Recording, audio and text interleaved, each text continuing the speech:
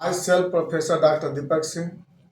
आज हम लोग बहुत मोस्ट कॉमन टॉपिक फिमोसिस पे बात करेंगे। क्या है और क्या इसका हम लोग इलाज कर सकते हैं। मेल जेनाइटल ऑर्गन्स का एक डिजॉर्डर है। जैसा कि आपको हम एनिमेटेड डायग्राम बना रहे हैं, जिस तरह से जैसे यह एक्सटर्नल जेनाइटल ऑर्गन है, जिसको पेनिस बोलते हैं। ये ग्लांस पेनिस है और इसी के ऊपर में एक कवर होता है जिसको हम लोग फोर स्किन बोलते हैं। इसी के ऊपर में होता है ये फोर स्किन, और ये फोर स्किन ऊपर आगे की तरफ कवर आता है ये। और ये फोर स्किन के जो बेस पार्ट, जो लोअर पार्ट में जो होते हैं ना, वो होते हैं प्रोप्यूस लिगामेंट होते हैं। यहाँ पे ऐसे अटैच रहते हैं प्रोप्यूस लिगामेंट, प्रोप्यूस मसल से अटैच रहते हैं ये। और ये जो फोर स्किन होता है ना, यह फोर स्किन को कवर किया रहता है। नॉर्मल बात है ये। जब बच्चा जन्म लेता है ना, जन्म के समय ये पूरा कवर रहता है। धीरे धीरे जब एज बढ़ते जाता है तो ये पीछे की तरफ जब बैक अपने आप इलास्टिसिटी होते रहता है।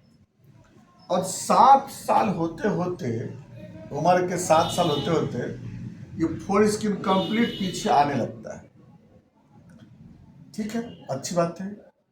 अगली पॉइंट, फोर स्किन के मूव बैक और आगे मूव करने से बेनिफिट क्या होता है? 2 बेनिफिट होता है। एक बेनिफिट होता है कि यूरिन को पास करने में हेल्प मिलता है, और दूसरा जो सबसे इम्पोर्टेंट है वह मैरिज के बाद सेक्सुअल इंटरकोर्स करने में वह हेल्प मिलता है। तो बिना फोर स्किन के आगे पीछे हुए सेक्सुअल इंटरकोर्स पॉसिबल होता नहीं है। तो ये तक नॉर्मल बात हो गया। लेकिन अगर बाई द वे किसी कारण से 7 साल के बाद भी अगर ये फोर स्किन पीछे की तरफ नहीं मूव करता है और पीछे बैक नहीं आता है, तब उसको हम लोग फिमोसिस बोलते हैं, है ना। तब उसको फिमोसिस बोलते हैं। फिमोसिस मतलब क्या है कि ये फोर स्किन बैक हो नहीं पाता है, उस कंडीशन को बोलते हैं।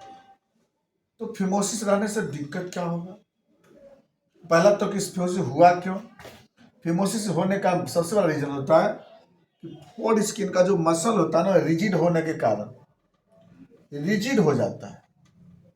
दूसरा कारण होता है कभी कभी कि जो यहाँ पर जो लिगामेंट होते हैं ना, वह ज़्यादा क्या होता है ना, रिजिड हो जाते हैं, स्ट्रॉन्ग, इलास्टिसिटी उसकी लॉस कर जाती है। तब भी जा करके फोर स्किन बैक नहीं हो पाते हैं मसल लिगामेंट के कारण।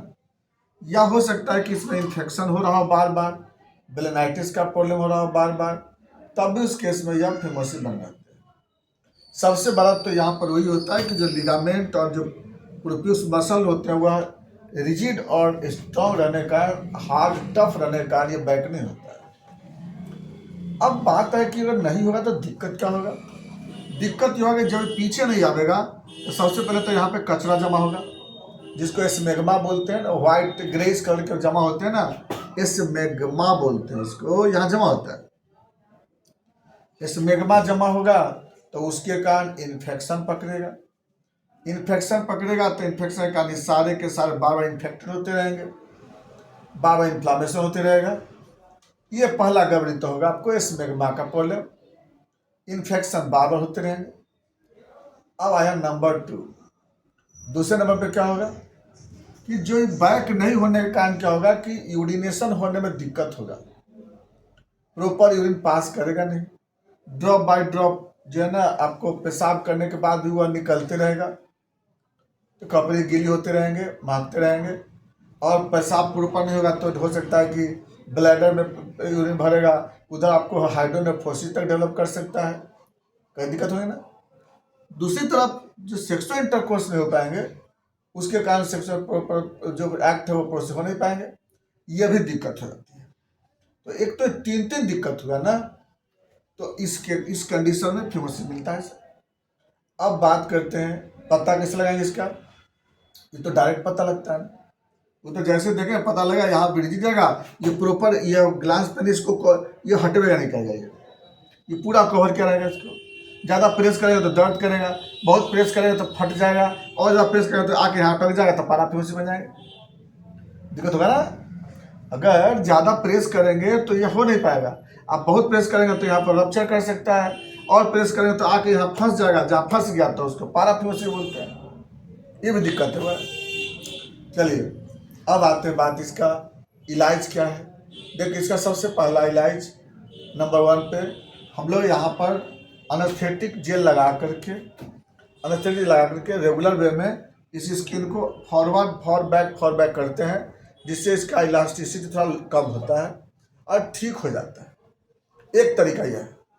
दूसरा तरीका है कि यहाँ पर प्रोप्यूसोटोमी होता है ना, सिर्फ स्किन को यहाँ पे इसके लिगामेंट को थोड़ा सा इंसीज करना होता है। इससे जो है ना वहाँ पे आपको खत्म हो जाएगा। इसके बाद फॉर स्किन आपका नॉर्मल हो जाता है। और तीसरा होता है सर्कमसीजन में इसको काट के हटाना पड़ता है। फॉर स्किन को काट के हटाना, यहाँ से काट के हटा देते हैं इसको, ये सर्कमसीजन बोलते हैं। तो सर्कमसीजन भी कर सकते हैं, प्रोप्यूसोटोमी कर सकते हैं, और एक हो गया आपको जेल से उसको इलास्टिसिटी को हटा सकते हैं, नॉर्मल कर सकते हैं। लेकिन कुछ होम्योपैथिक ड्रग्स भी है जो इसको सपोर्ट करना पड़ेगा, देना पड़ेगा साथ में, और अच्छा काम करता है। जैसे सबसे पहले अर्निका जेल आता है, अर्निका जेल लगा करके आप इसको कर सकते हो, इसके इलास्टिसिटी को नॉर्मल कर सकते हो।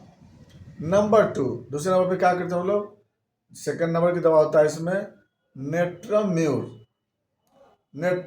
इसमें 6x में हम लोग 5 टैबलेट, 2 सुबह 5 टैबलेट शाम, आधे कप पानी के साथ देते हैं। रेगुलर देना पड़ेगा। दूसरी दवा होता है इसमें कालीफॉस जो होता है उसको 30 पावर में 5 बूंद सुबह 5 बूंद शाम, इसको रेगुलर वे में देना पड़ेगा। 2 दवा। तीसरी दवा में आपका आता है अर्निका का जो 30 पावर में आप इसको सुबह शाम इसको दे सकते हैं। तो 2-3 दवा इसके लिए चलाते हैं, और ये दवा आपको कुछ दिन तक चलाना पड़ेगा। हाइजीन को मेंटेन करना पड़ेगा, प्रवास करते रहेंगे, और जेल लगा करके उसको आप स्किन को सॉफ्ट बनाते रहेंगे। यह आपका फिमोसिस जो है हो सकता है कि बिना सर्जरी का भी यह ठीक हो जाता है। कई केस ठीक हुआ है। हाँ, अब कुछ केस ना ठीक होते हैं, उसमें ज़्यादा मसल टफ होने का ऐसा हो सकता है। लेकिन कई केस ऐसा हुआ कि एनेस्थेटिक जेल लगा करके, अर्निका जेल लगाने से, और जो दवा होता है उसे खाने से, या इसके इलास्टिसिटी फिर नॉर्मल हो जाते हैं। ये था फिमोसिस। इसका कोई अगर आपको दिक्कत हो आप संपर्क कर सकते हैं। इसमें और भी बहुत सारी बातें होती है, बहुत सारे कंडीशन है, या तो हम आपको सिर्फ नॉर्मल एक दवा होता है, लेकिन पर्सन टू पर्सन दवा इसके चेंज होते हैं। बाकी बातें नेक्स्ट वीडियो में। Thanks for watching.